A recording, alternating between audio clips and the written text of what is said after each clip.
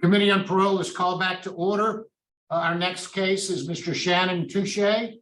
Mr. Touchet, would you please introduce yourself and give us your DOC number?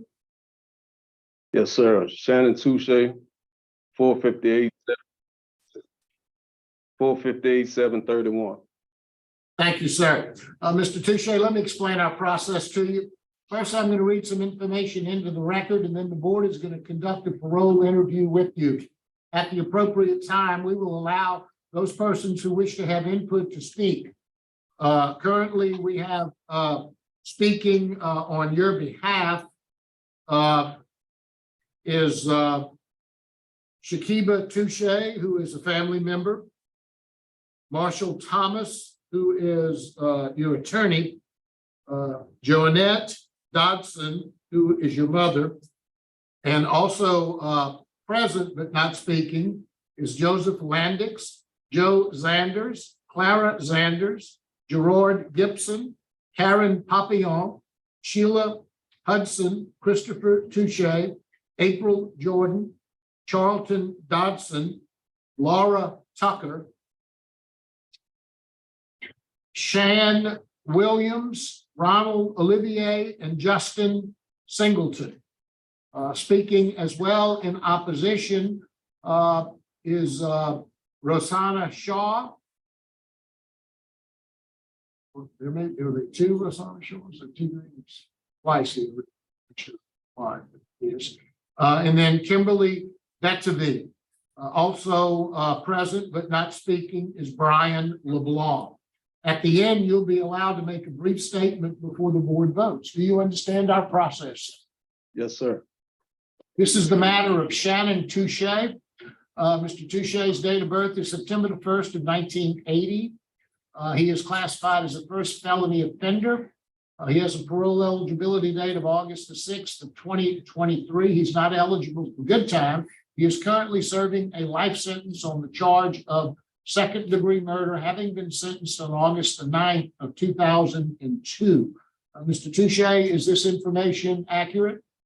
Yes, sir. Touchet, your case has been assigned to Ms. Bonnie Jackson. She will begin our interview process. Would you please answer any questions she might have? Yes, sir. Good morning, Mr. Touchet. How are you? I'm well, and you? Thank you. I'm fine. Mr. Touchet, let's talk a little bit about some information about you. And then we'll talk about some of the things that you've done since your incarceration. You're currently 42 years old, is that correct? Yes, ma'am. And how long have you been incarcerated on this crime? 24 years and 8 months. So how old were you when you involved in this crime? 17 years old. So let's talk about what was going on at in your life when you were 17. Were you in school? No, ma'am. And you graduated? Well, I have obtained my GED. No, I mean, did you obtain your GED while you were out? No, ma'am. Talking about when this crime happened, you had not graduated from high school, is that correct? That's correct. Why not? I had quit school and started running with the wrong crowd. First, why did you quit school? Just got tired of it, I guess. Really no excuse. Tell me about your family life. Well, my father wasn't in my life. My mother raised, and How many siblings do you have? I have one sister and 2 brothers. And where do you fall in age among your siblings? I'm the oldest. And when did you start having trouble at home and in school? Basically, once I got to high school, And why did I started I started slacking. I got involved with the wrong crowds and just doing things that I wasn't supposed to do. And eventually, I failed ninth grade. And the next year, I just quit totally. Do you remember a program called Diamonds in the Rough? Yes, ma'am. Did you participate in that? Yes, ma'am. That was a pro. What grade were you in when you participated in that? I was in 7th or 8th grade. And that was a program where they worked with kids who were having some issues in an effort to help them navigate their way through the remainder of their educational process. Is that correct? Yes, ma'am. You participated in that program for how long? Oh, maybe it was about 6 months or so. It was during I want to say my 7th grade school year. And And we have a letter from the person who was behind that idea and said that you excelled once you got in there. It took a while to get you acclimated and get you on the right track, but you excelled and they had high hopes for you. So what happened? I backtracked. I didn't continue to exceed as I was. And just, as I've said, just being involved with the wrong people.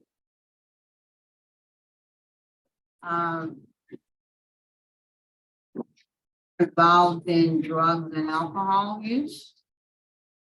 I smoked marijuana. What else? And that's it. Any alcohol? No, ma'am. Now, I want you to talk about your involvement in this crime.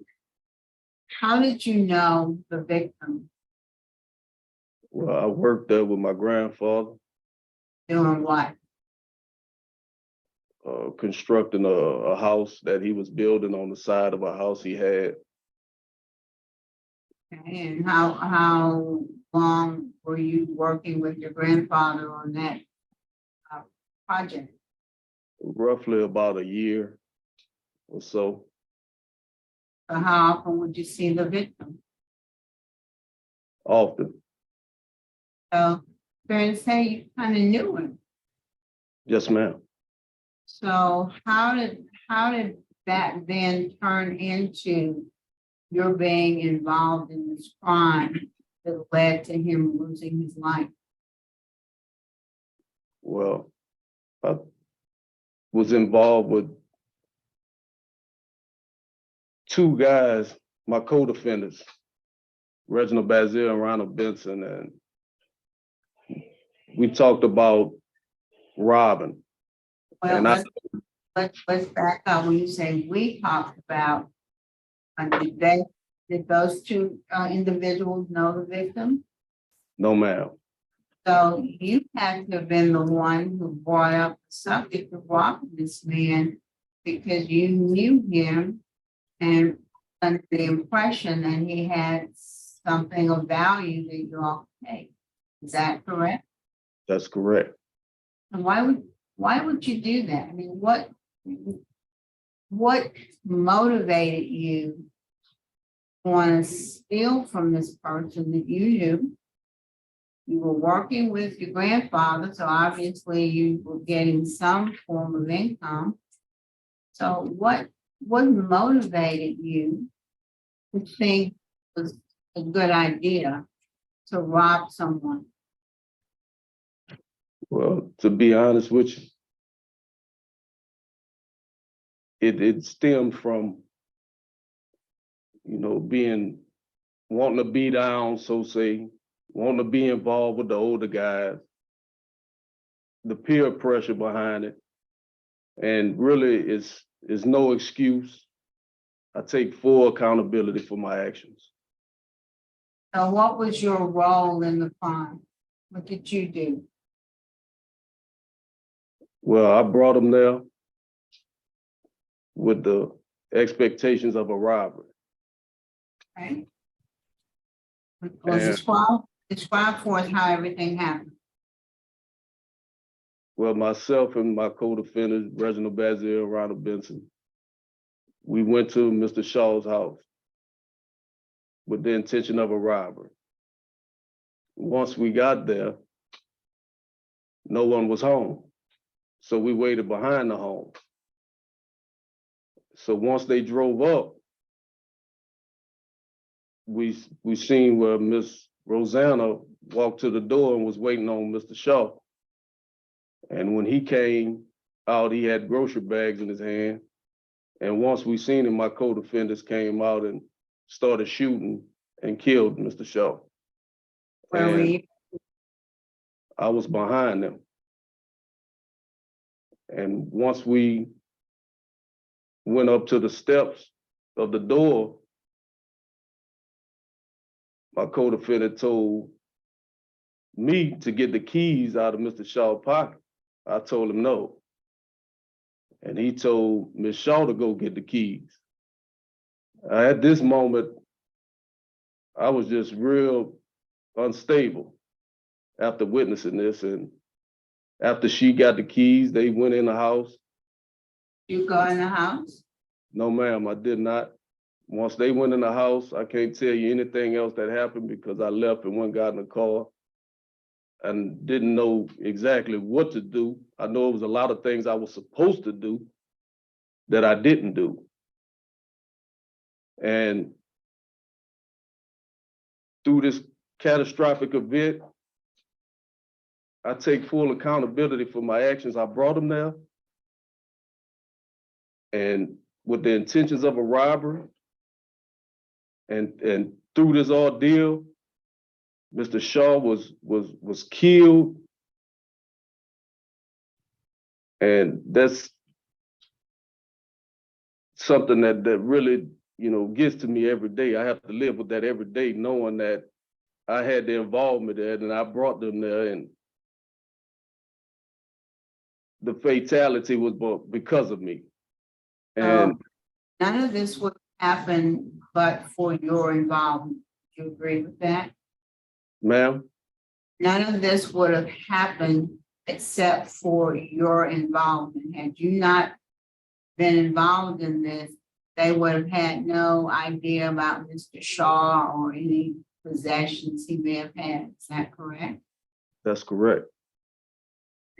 And so do you acknowledge that even though you didn't actually pull the trigger, you are primarily responsible for what happened in this case? Yes, ma'am, I am. So how do you think, over the course of the last 24 years, as you reflect on this, how do you think your actions have impacted the Shaw family? I know it's impacted them terribly. I betrayed everyone by my actions. And I know it's been an impactful on the whole family. And I now understand the impact that it had on her pregnancy, as well as her daughter's life. I'm now able to understand that. And that's what deals with me every day. And how do you think your actions have impacted your own family? Drastically, same way. I betrayed them as well, shamed them as well. How do you think your grandfather felt? I know he felt horrible. He expressed that to me. And All I could do was apologize to him, but he felt real terrible about this whole situation. He blamed himself. No, ma'am, he didn't, because I wouldn't allow him to blame himself. You know, I took responsibility for that.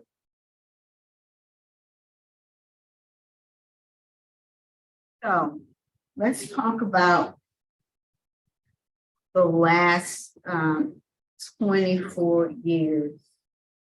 How are you different today than you were on the day that this terrible crime occurred? Well, I'm definitely not the same selfish adolescent that I was. I've, you know, bettered myself in many ways. I've educated myself. I've obtained principles and morals about my life now that I've grown and understand what life is about. I just look at everything in a different sense. I've noticed that you've taken a number of programs, but I'd like for you to talk about the ones that have the most impact on your character. Well, the one that mostly affected me was victim awareness, because what it done was it helped me define the feelings that I was feeling towards Miss Shaw and the Shaw family when it came to my actions. And Explain it for us. I'm able to empathize with them now and able to understand that when you lose someone, it's a hurting feeling. And when you lose someone, it's terrible, no matter how you lose them, because it's human life. And what victim awareness taught me is, you know, being accountable, being able to look that person in the face and apologize and take responsibility for your actions. So through that class, it really taught me some things that I definitely will, you know, hold for the rest of my life. Are there any other programs that you think have benefited you and made you a better person? Compassion cultivation as well. That's another one that touched me in a different sense as well. Just being able to, you know, extend wellness to other people, even if you don't know them. Just wishing well for different people's lives and whatever they may be going through. So what have you done to try to, in some small way, make up for the harm that you caused not only the Shaw family, but your family and the area where you committed this crime? What have you done to try to make amends or to give back, or in some way try to repair the harms caused? Well, my actual job that I do now is part of constructing caskets. And I've made caskets for numerous people, as well as the inmate population. And my most recent one that I just really made was real impactful, because it was the 4-year-old kid that drowned on a prison ground. So just being able to do those things and construct those type of, you know, caskets and whatever else I may have to do is really what has, impacted me and allowed me to be the community service or the give back that I can. Are there any other projects or any other activities that you've done that directly benefits either the prison or fellow inmates? Well, yeah, I'll also, I currently live at Camp F, and I, help the old timers as much as I can as well with different things. And Why do you live at Camp F? ma'am, Why do you live at Camp F? because I'm a Class A trustee. And what do you do for the inmate population in Camp F? Well, I help them whenever they need help. I may cut their hair and things like that. Just however I can accommodate some way. You went into prison as a high school dropout. What skills have you acquired that might help you transition into a productive life? Well, I've obtained an electrical degree as well as a graphic communications degree, and the skill that I'm currently doing now. Okay, As what help? As Tell me about. Go ahead. I'm sorry. As a finished carpenter, a master carpenter, and that sort. That's my main, focus and trade that I really build on. What is graphics communication? What is that?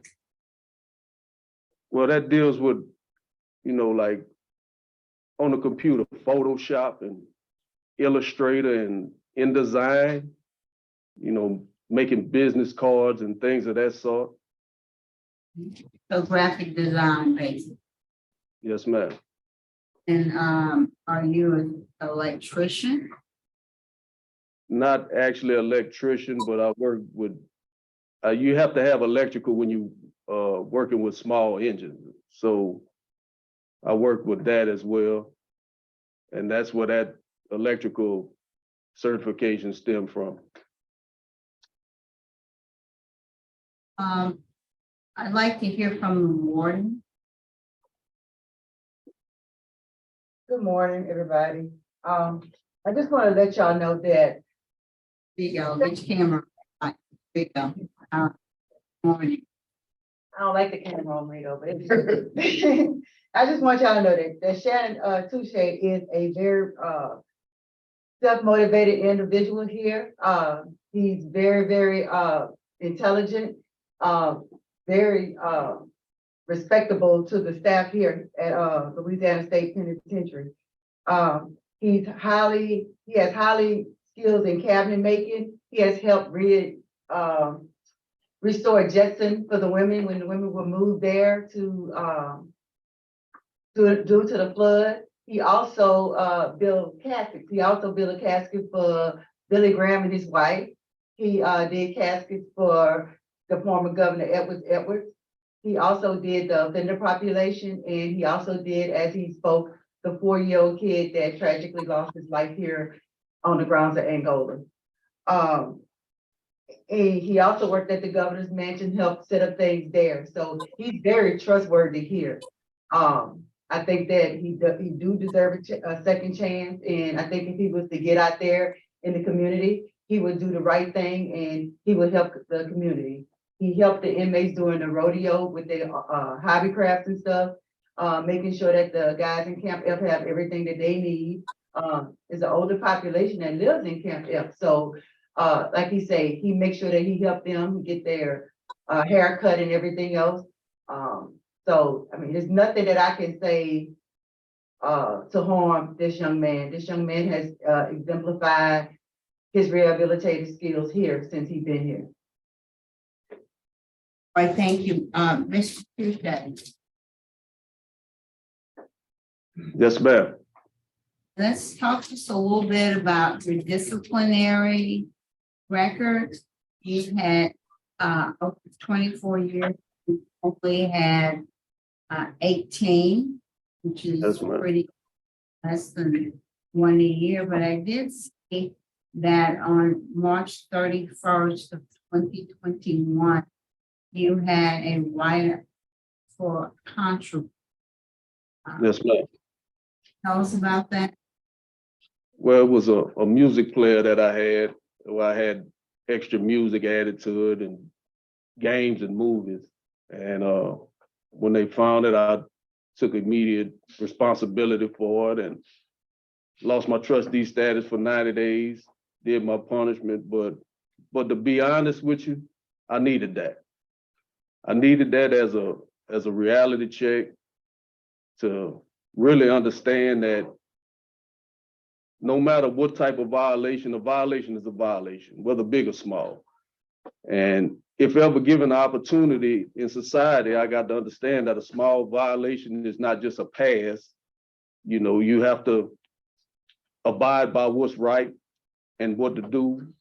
And again, that's why I say I needed that. That was really a real reality check for me. If you were to be successful today, tell us what your transition plan would be. Well, first I'm gonna go to Parole project and get everything that I possibly can from them. And then I would transition to Lake Charles with my wife and take the skills and the trades that I have and begin working out there with Simon Construction. And this crime happened in, In Youngsville, how far is that from Lake Charles? like about an hour or so. Where does your family live? Sulphur in Lake Charles. And you were only in Youngsville because you were working with your grandfather, is that correct? That's correct. All right,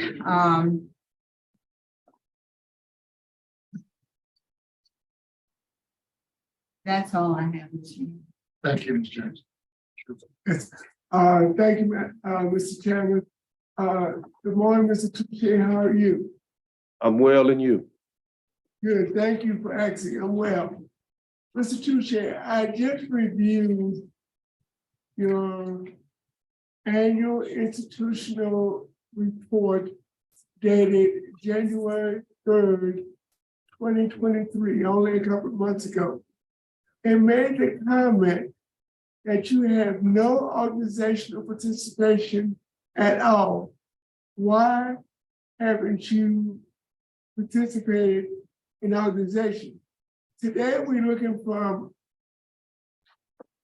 rehabilitation and maturity. And part of that maturity is getting along and interacting with individuals. And as far as I can see, you have no active participation in organization where you interact with individuals on a regular basis. Yes, well, my main organization would be the job that I'm currently doing, which I interact with numerous people, as well as the church I'm involved with, Full Gospel. I was involved with that as well. But there's multiple organizations, the veteran organization, the Life Association. There's so many organizations that you could participate in, but you didn't. Well, Mr. Roche, currently where I'm living, they don't have those organizations back there. Yeah, Camp Hill. Yes, sir. Now, tell me about your community service What kind of community service have you rendered in the last 24 years? Like First Lookout Project, hospice, or any other community service that you've done in the last 24 years? Well, my actual community service is what I do now, making the caskets, making the cabinets for those houses that's on the prison ground, as well as all other finished work. That's also your job assignment, am I correct? Yes, sir. So you don't do anything on a voluntary basis? Yeah, well, I also do voluntary jobs, like when I'm off at certain houses, if they want certain things done or whatever, I do those as well. Okay. Thank you, Mr. Touchet. Thank Mr. you. Roche, if I can interject. That's one, Ambo. So Mr. Touchet is considered a Class A trustee. He's able to go off the grounds. The last couple of years, we have been doing a lot of projects with the governor's mansion and also with Jackson Correctional. So that would take him away from the institution a lot, where he won't be able to participate in any of the clubs and stuff. So, but he do participate when he get back, you know, he helped the guys in Camp F, like I mentioned to Judge Jackson. So just letting you know that he does a lot of projects that'll take him away from the institution also. It's work related, but it's not work. It's volunteer. He volunteers. It's I guess you could say it's work related, but it still takes him away. It's something that he's mandated to do. So, I mean, it's not like he can't say no to us. I get you. Thank you. All right. Thank you. Welcome. Thank you, Boyd, for your comments. Mr. Roche, thank you for your comments. Now we're here for your supporters. We'll hear from Ms. Shakiba Touchet.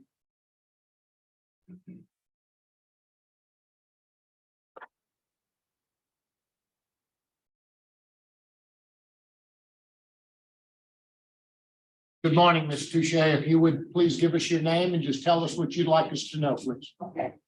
Good morning. My name is Shakiba Touchet, and I come before you today on behalf of my husband, Shannon Touchet. I have had the benefit of knowing Shannon prior to his incarceration and to knowing the man who he's become today. Shannon and I met in high school as teenagers, and a time when we were both zealous in our youth. We spent time, talking on the phone, hanging out at each other's houses.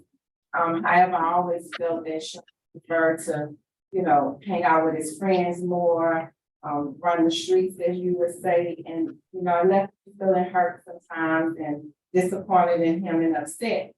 But looking back, I realized that we were both young and immature, and we couldn't give each other that I desired. But I stand before you today to say that the man that he is today is a young boy that I respect. And Shannon has matured so much. He's a respectable, responsible, honorable adult now. I've spoken with people, that are inside the prison, that are free people that are inmates there, and they've all spoke well of Shannon. What I admire about Shannon is that since the beginning, he's always been transparent with me. He spoke about the crime. He's acknowledged his role, his deep regret in the incident that took place, and he's always said that I wish that it would never have happened. He realizes that it had impacted him, the victim's family, and how it's changed the history of his life and the victim's family. And he's always said that, wondered what kind of man he would become if this wouldn't have happened. But I believe that, this incident has allowed God to shape and mold him into the man that he has become today. I've always felt that Shannon was a good person with good intentions, and I wanted to be with him then. But now, even more so, seeing that he is a great husband to me, we reconnected over 6 years ago, and I've just seen how much wisdom he has now He's very attentive, he's patient, he's caring. I have a young daughter. He's very attentive to her needs. He shows care for her. You know, one thing that I admire so much about him is that when we reconnected, he never was on the receiving end. He never looked for me to, you know, give to him, but he's always made sacrifices to, you know, do for us. And I appreciated that. He has put his hands towards so many positive things while in this circumstance. And that shows a lot of strength that he has. And it's a testament, his accomplishments is a testament to his growth mentally, spiritually, and physically. This opportunity for parole will give him a chance to show the positive changes he's made in his life and how it would greatly impact others possibly going in the wrong direction. I've worked in the education system for the last 13 years, the last 10 years being a classroom teacher. I particularly work in Title I schools, where I witness a lot of who are faced with difficult, challenging, dangerous situations. And within the last 2 years, I've worked in an alternative setting for children who are not able to conduct themselves properly in a regular setting. And I believe that I can, if Shannon has this opportunity, that I can connect him with people and programs that help support restorative approaches for children that are at risk. And I know that this is a desire for him, and I'm willing to help him do that. And I pray and hope that you would consider parole today. Thank you. Thank you very much, Ms. Touche. And we'll now hear from Ms. Jonette Dodson.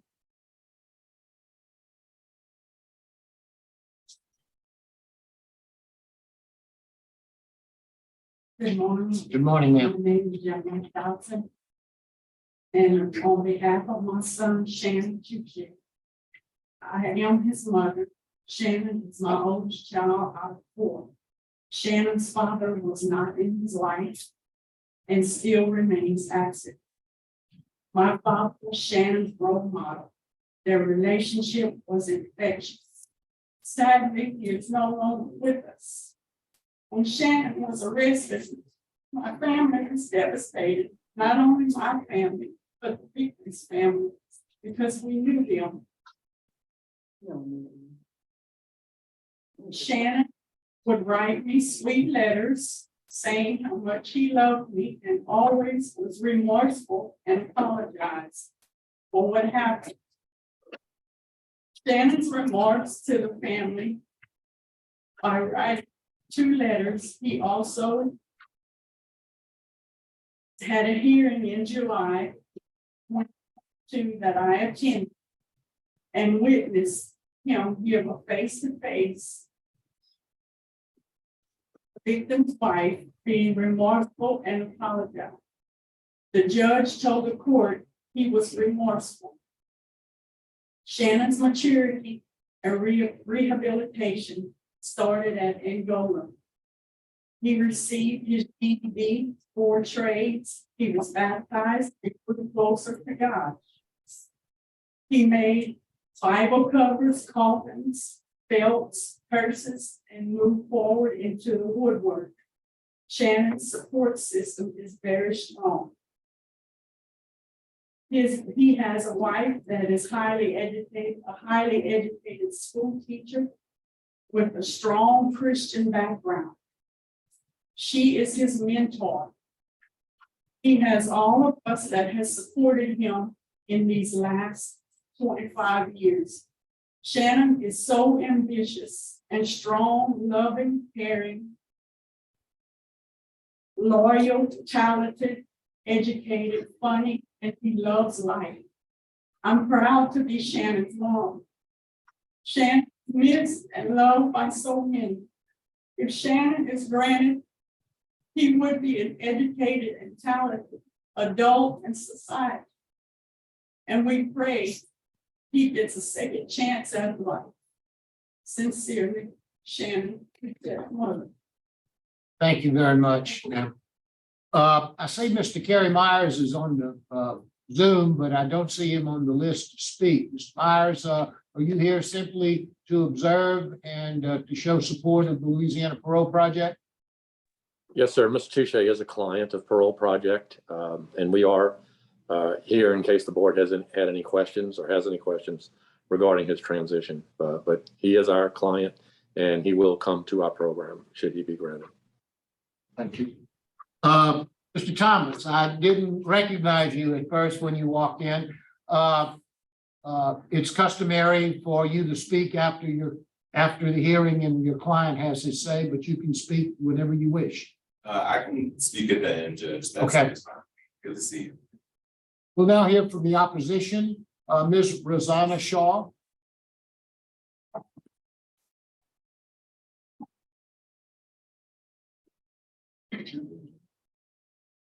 Good morning. Good morning.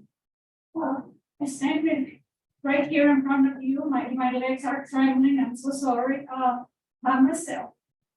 Always by myself because of Shannon Touchet's actions.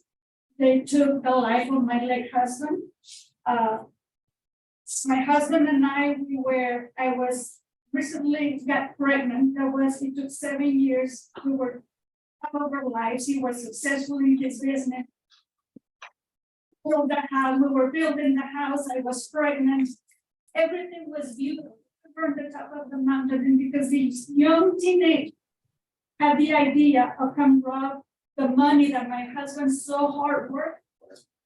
Bricks that were moving back then.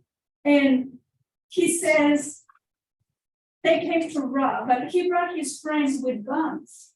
What happens when you have guns? Somebody's gonna get hurt. My husband lost his life running from us.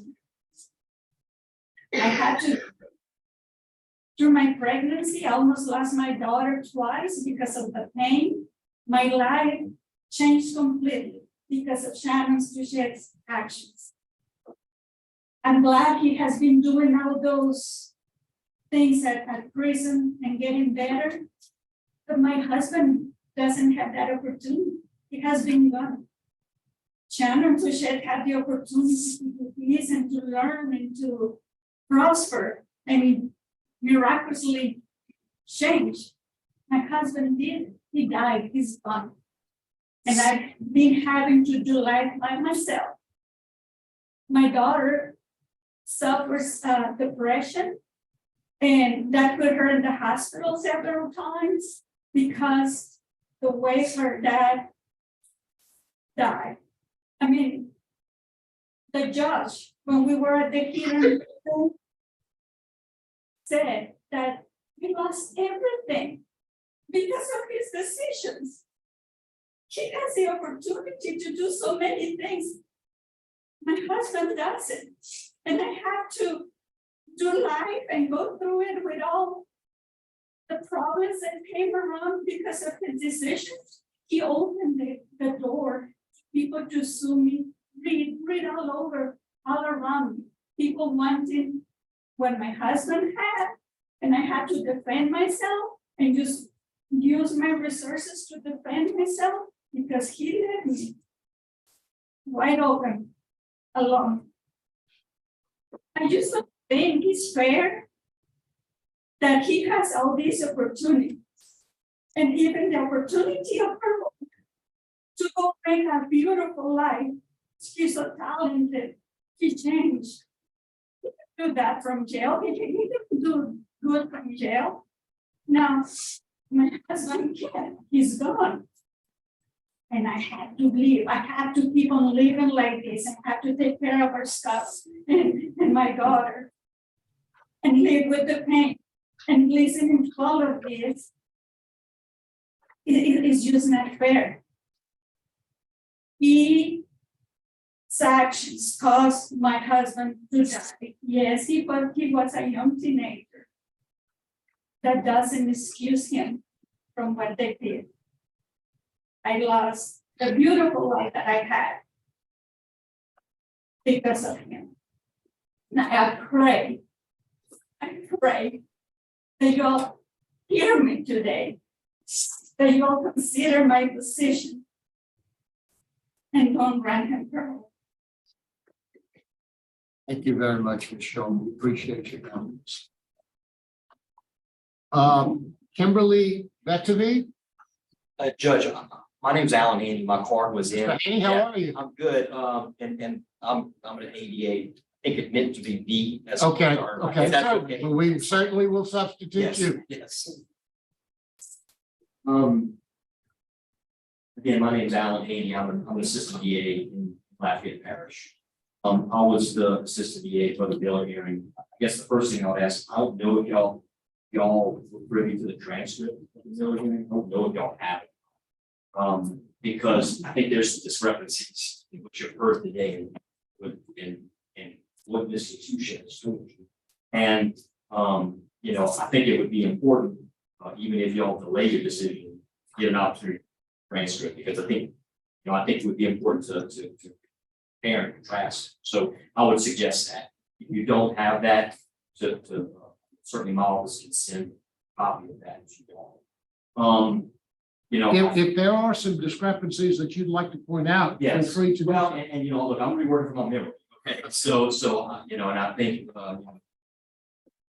both judges up there, obviously, the transcript would be a better, could be better than my memory, but certainly, one of the big issues that was made, that I made in the Miller hearing was about responsibility. I think that is when it comes to a parole hearing, when it comes to the Miller Montgomery hearing, one of the most important things is about responsibility.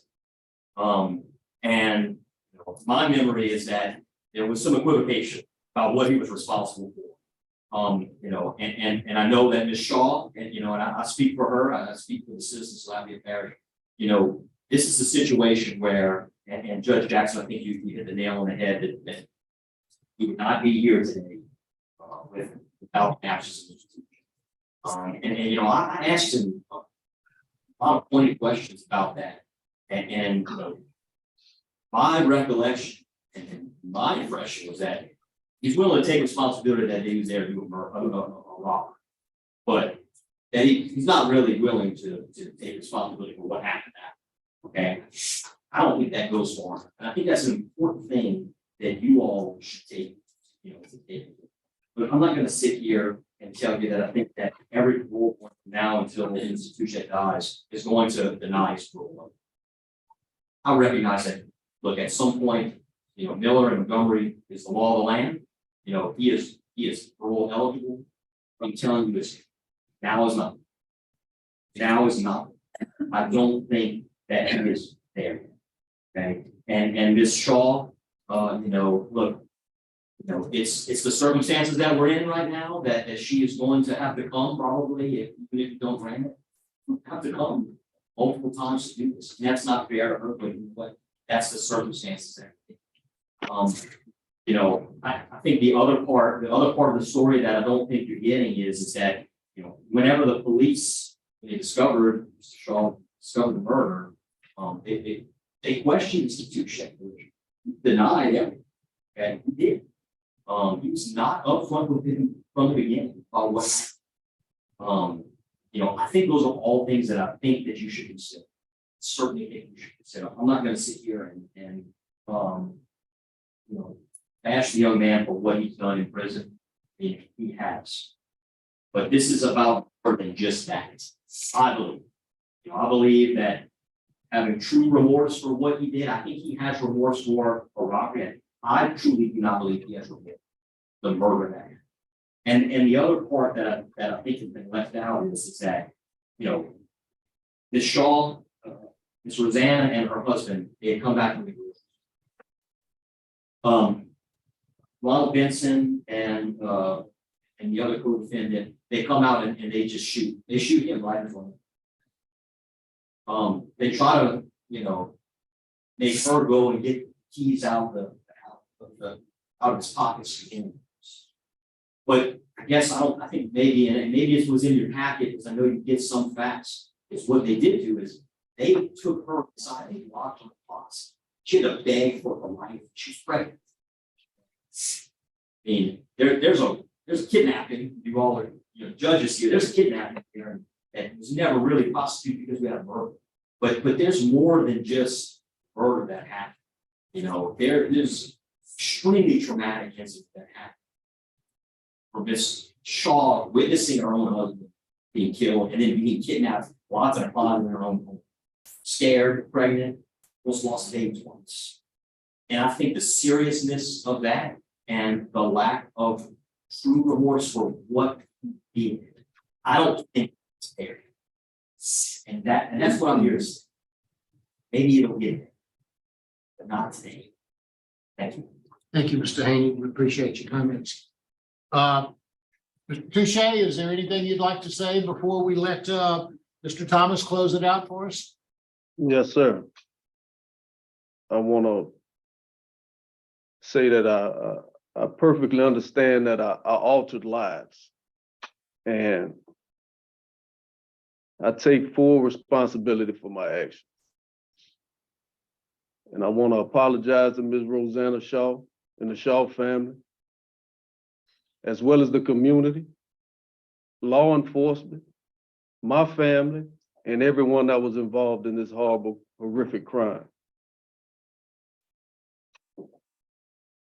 I mean, I can't redo what happened, but I regret it, I hate it, and that's not who I am. And I just pray that one day Ms. Rosanna does find it in her heart to forgive me. If not today, one day. Thank you. Thank you, Mr. Touche. Mr. Thomas, would you like to close us out, please? Sir. If you would, just introduce yourself for the record and let us know what you'd like to say. Jackson, Lord Judge.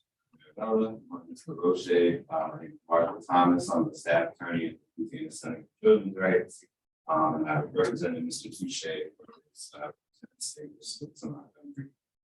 I think what I really want to drive home today is just how long Shannon's history of taking accountability for this offense has been. He really has, for the last 25 years, been absolutely consistent to take accountability for what happened. Mr. Haney is correct pointing out that the first time Shannon spoke to police, he gave a false story. The second time Shannon spoke to police, he confessed what happened. The substance of that confession is the same as every single instance that Shannon has had from them to today. So while he was incarcerated pre-trial, he wrote a letter of apology to Shaw and her family. At Ronald Benson's trial, he testified against Ronald Benson, explained what happened in this case. No plea deal, no agreement as to sentencing. And ultimately, Reginald Seal pled guilty as a result of seeing the results of Benson's trial, and Shannon's testimony at Benson's trial was read into the record at his own trial, which secured his conviction. He ultimately did not receive any sentencing benefits, which we offered from his choice to testify against Benson, testify against himself, and received the same sentence as he took his co-defendants. He's written additional letters of apology during his prison, and he also apologized and testified again about the fact of what happened at sentencing proceeding. And that's again what we saw here today. I'm personally not sure what discrepancy he's referring to. I don't believe the transcript is prepared yet at this point.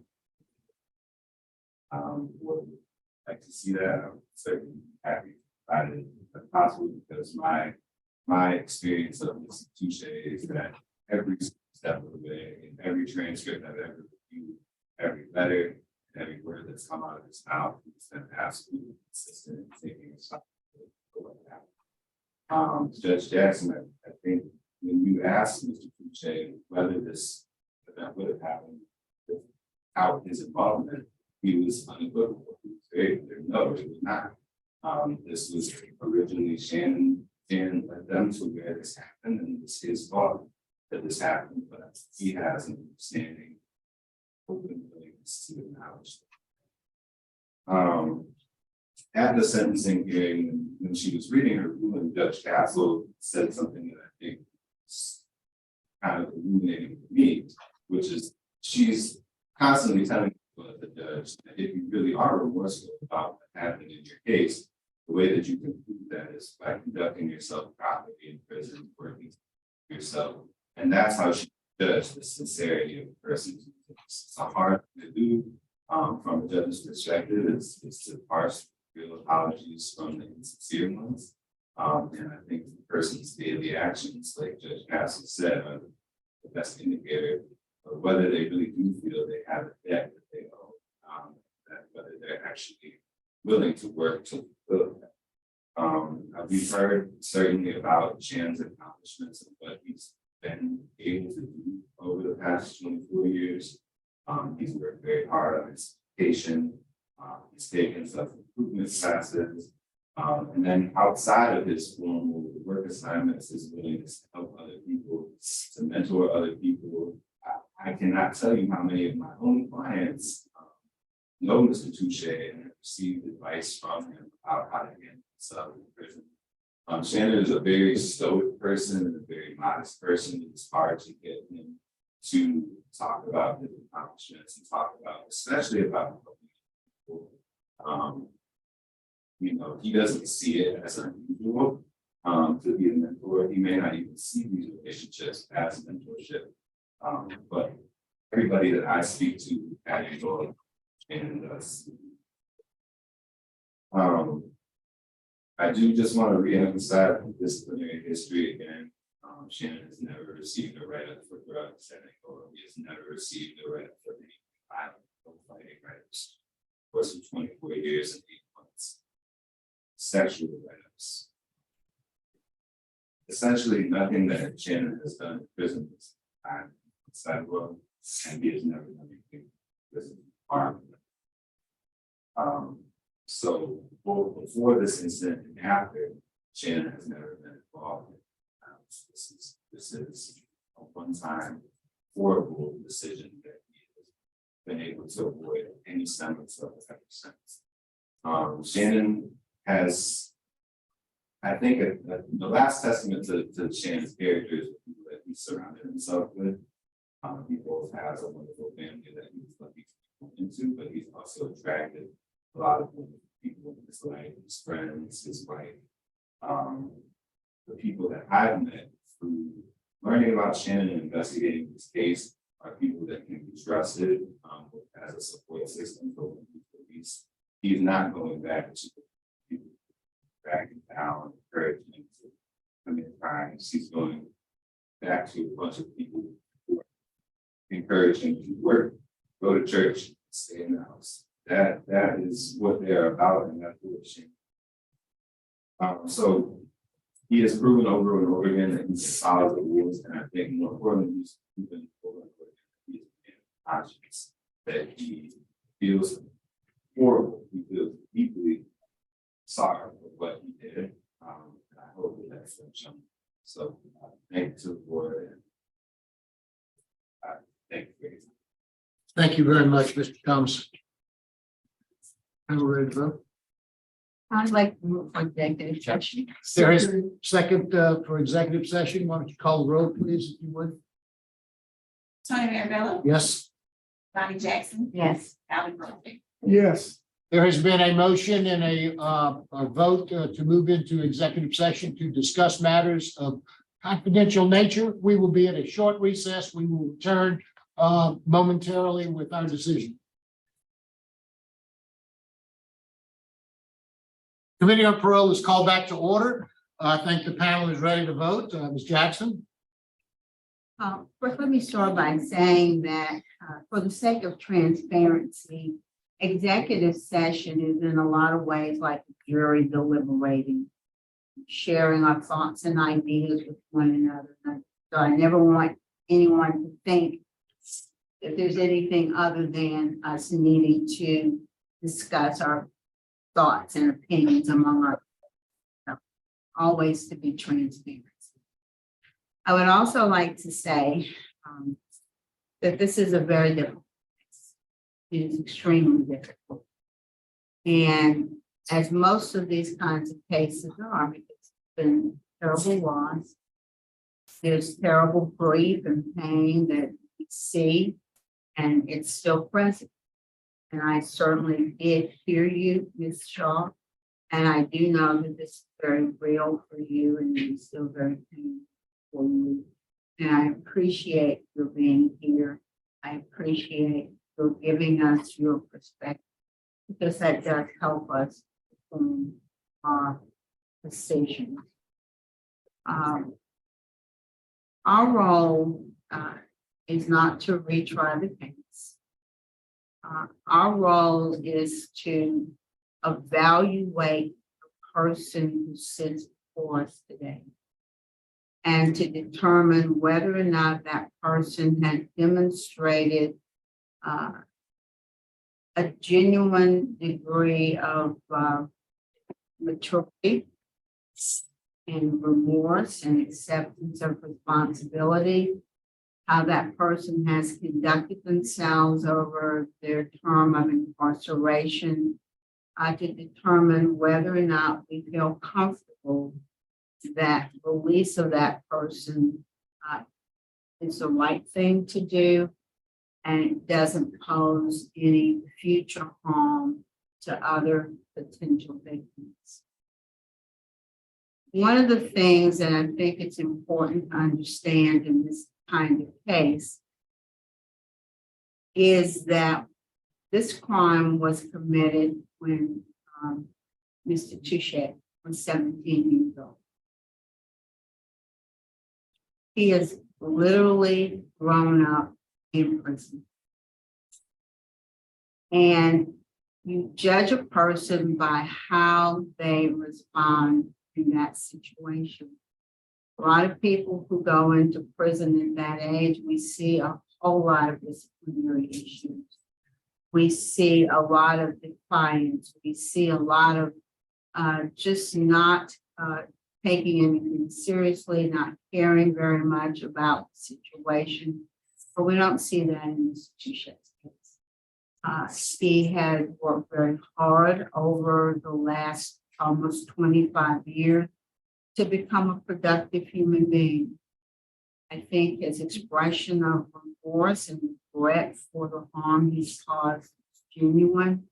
And I believe that he has done what he has been able to do to in some way make amends for the harm. Certainly it does not make up for what he suffered. But he has done what he could do to give back to others and be a productive member. The judge who presided over the Miller hearing, after having heard everything, her comments was that she believes that he would be a good candidate for release. That's what she said in her statement in pre-parole hearing or investigation. That after having considered everything, her feeling was that he is a good candidate for release. He has a good support system. There are very positive remarks from prison officials. And I believe that today, Mr. Touchet has demonstrated a degree of rehabilitation and growth and maturity that makes me comfortable saying that I would vote to grant his parole request. So that's my vote. Thank you very much, Ms. Jackson. Mr. Roche? Thank you, Mr. Chairman.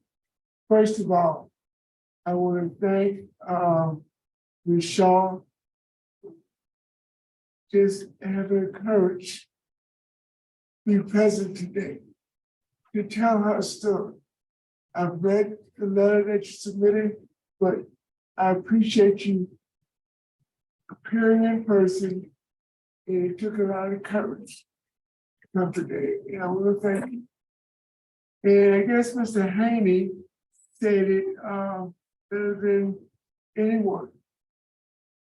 As a parole board member, I'm charged with a certain responsibility.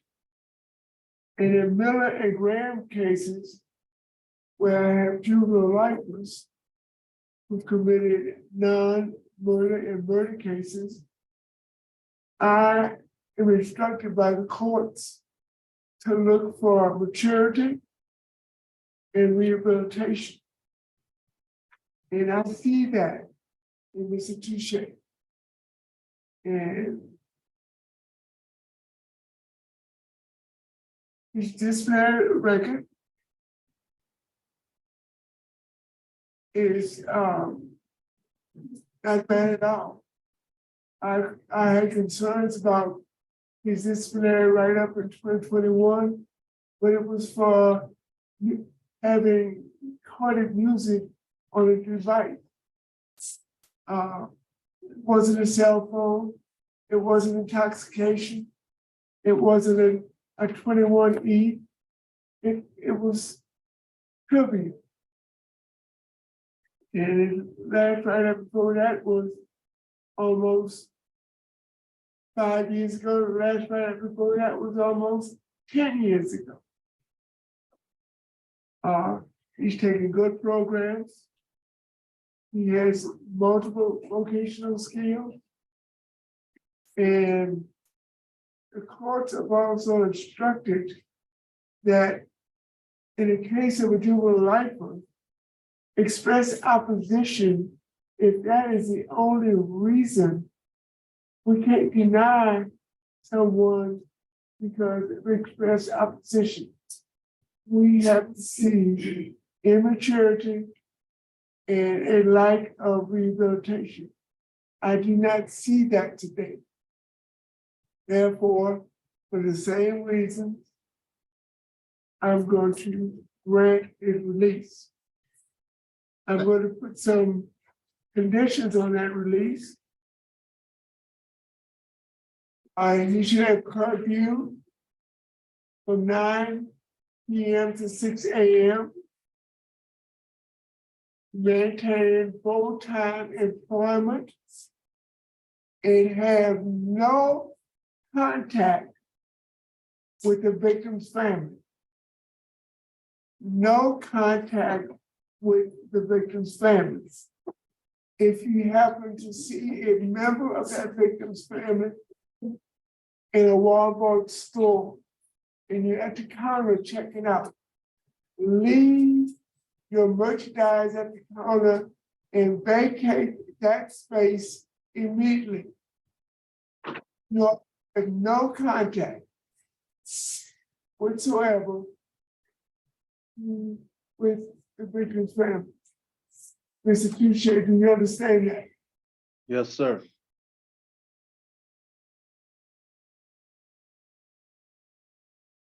Mr. Chairman, that's it. Thank you, Mr. Rushay. I'd like to thank everyone who here today. As Judge Jackson pointed out, this is a very difficult case, all of these cases. As much as we want to empathize with victims, we can't understand the pain that Shaw has suffered as a result. It was a horrible crime.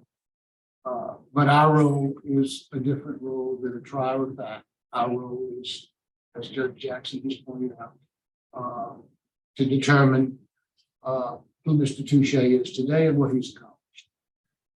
Based upon the warden's comments, based upon Judge Jackson's comments, Judge Castle's comments, based upon the work that Mr. Touchet has done, his disciplinary history, his work, his support he has, my vote likewise would be to grant his parole.